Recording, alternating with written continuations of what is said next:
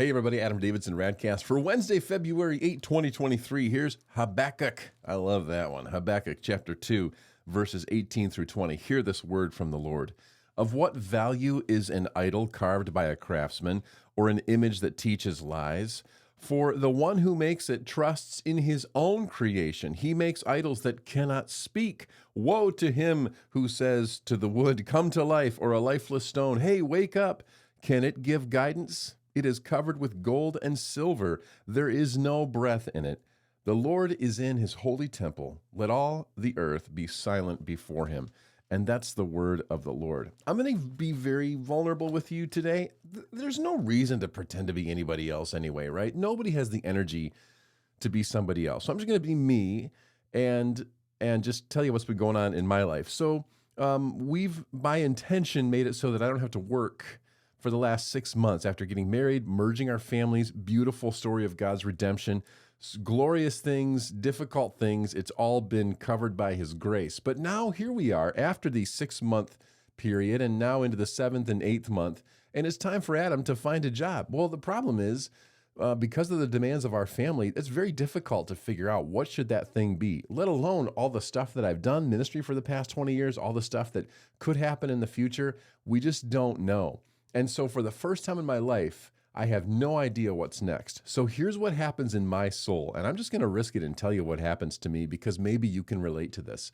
What happens in my soul is I start to feel like I lose a little bit of my identity and my sense of purpose and my value in that I don't have a job, because having a job is something that people do. And it's something that I've done literally all my life until right now. I'm too young to be retired, at least, you know, according to some standards. Don't let the beard fool you. I'm only 43. So I read this in Habakkuk this morning, and he talks about idolatry and how we tend to Tim Keller says anything that replaces God is an idol, and any sin is an idol, because we're expecting that thing to do for us what only God can do, whether it's sin or provision or whatever. So for me, sometimes a job can become an idol because I expect to find my worth, my value, my identity, my context solely in that role. Even as a pastor, this can happen. In fact, as a pastor, it can happen even easier because it's tied in with Jesus and our relationship with him.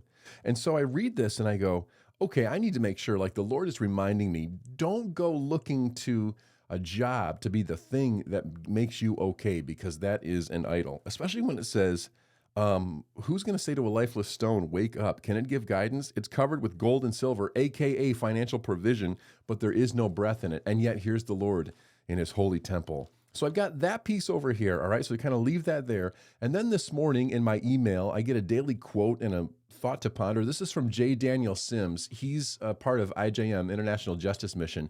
And look at what he says about the pecking order in our lives and how it connects to what we talked about with humility yesterday. Anyway, here's the quote. He says, "When we confuse our jobs with our worth, we end up calculating our innate value on spreadsheets and forgetting the true nature of our deep interconnections.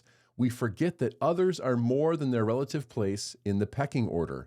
We forget that this pecking order, which now extends globally, is profoundly inhumane and unchristian in both its ideology and impact. Remember, what goes up must come down. Everyone who exalts themselves will be humbled. Everybody who humbles themselves will be exalted."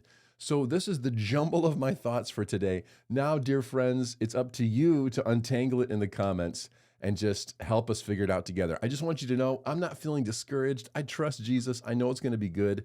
But what I like to do with RadCast is just spend time in prayer and then go blah onto the screen. So best wishes and blessing on your day. See you tomorrow. That's RadCast.